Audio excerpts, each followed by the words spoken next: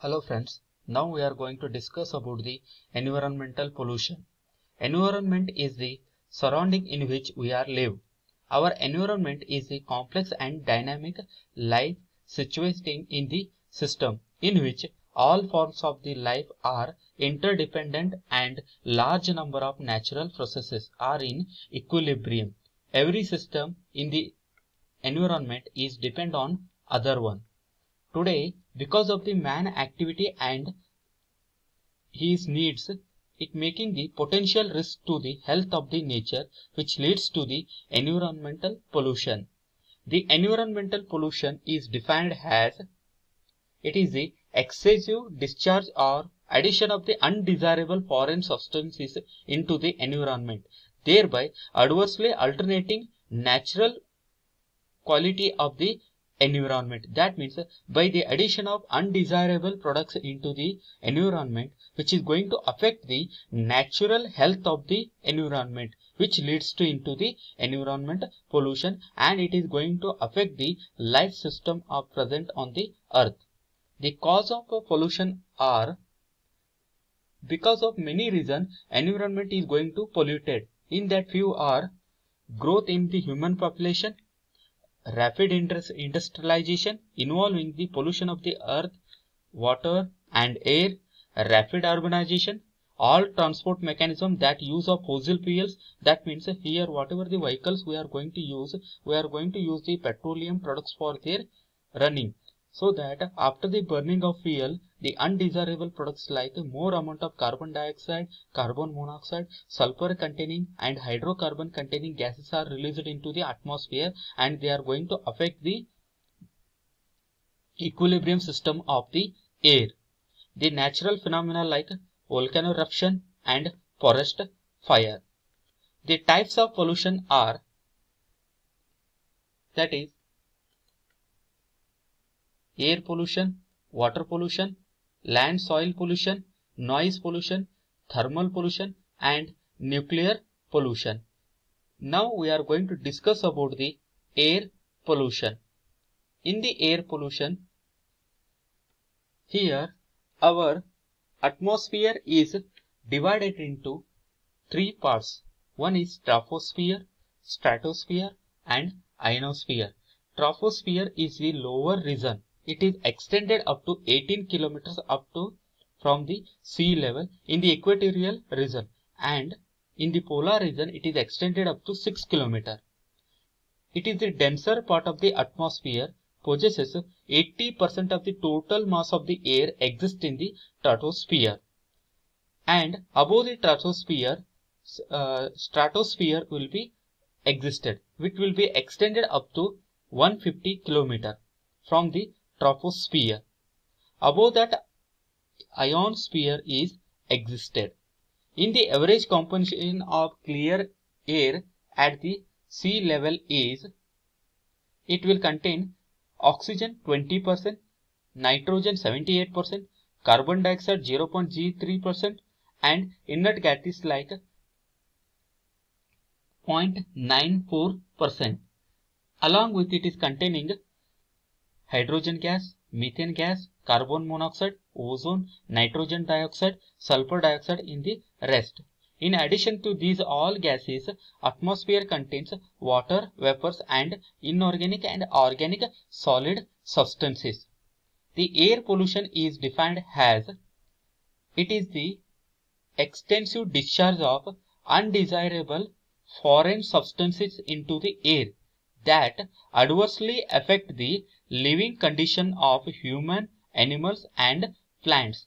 That we are going to call it as air pollution. That means by the man activity or by the natural processes, whatever the undesirable products are going to add into the air, that products are going to affect the living conditions of human and animals and plants. That we are going to call it as air pollution. There are two types of air pollution are there based on their origin. Here, first one is primary air pollution and second one is secondary air pollution. Primary air pollution. These are the pollutant are directly emitted to the air and found in the form in which they are emitted. For example, carbon monoxide. Carbon monoxide is directly emitted to the atmosphere and it will exist in the form of carbon monoxide only. Such kind of pollutants are called primary pollutant. That means primary pollutant means these are the pollutants are directly emitted to the air and found in the form in which they are emitted. For example, carbon monoxide, oxides of nitrogen and sulfur, particulate matters, mercury and lead. Such kind of substance, they are directly emitted to the atmosphere and they will found as they are emitted. Then we are going to discuss about the sources, effect and control of primary air pollutants. In that, we are going to discuss the first one is sulfur dioxide.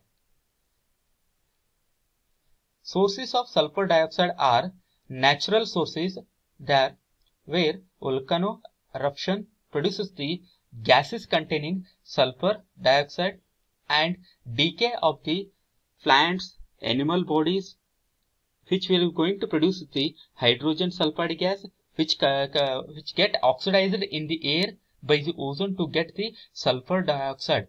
When the hydrogen sulfide is emitted to the atmosphere by the decay of plants, then it is going to mix the ozone present in the atmosphere and it is going to convert it into water and sulfur dioxide.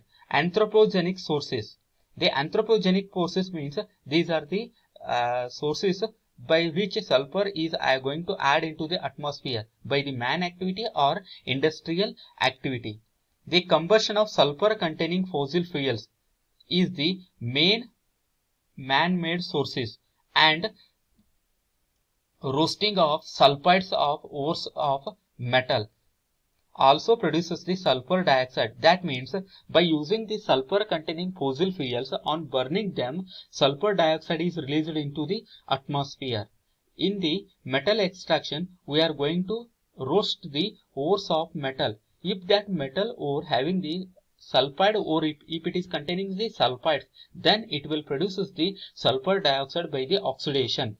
For example, if we are going to roast the iron sulfide, then it is going to undergo oxidation, then it is going to produce the iron oxide and it is going to produce the sulfur dioxide. This sulfur dioxide, once it is released into the atmosphere, then it is going to form the sulfur trioxide, and this sulfur trioxide is going to react with moisture and it is going to produce the sulfuric acid in the atmosphere, which is going to affect the light system of the environment.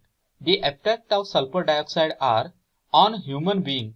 The concentration of sulfur dioxide is up to 20 ppm. If it is present in the atmosphere, then it will causes the eye irritation and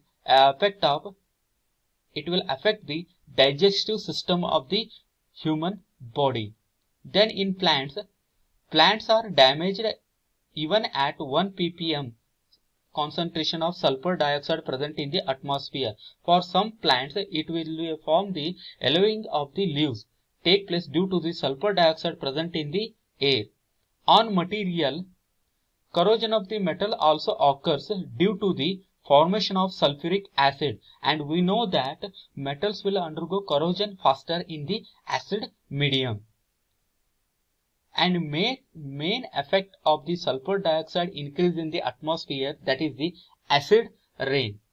In the natural rain, weakly acidic, has the pH of about 5.6 owing to the dissociation of atmospheric carbon dioxide. That means whatever the natural rain will take place, it is the slightly acidic, because when the rain will take place, whatever the carbon dioxide present in the atmosphere, it is going to react with what moisture present in the atmosphere and it is going to produce a carbonic acid. Because of this carbonic acid, the rain is naturally slightly acidic in nature, but the increase in the sulfur dioxide content in the atmosphere, that sulfur dioxide is going to react with moisture and it is going to convert into sulfuric acid, and that sulfuric acid is going to react with structural material, building material, and it is going to damage those material that because of acid rain.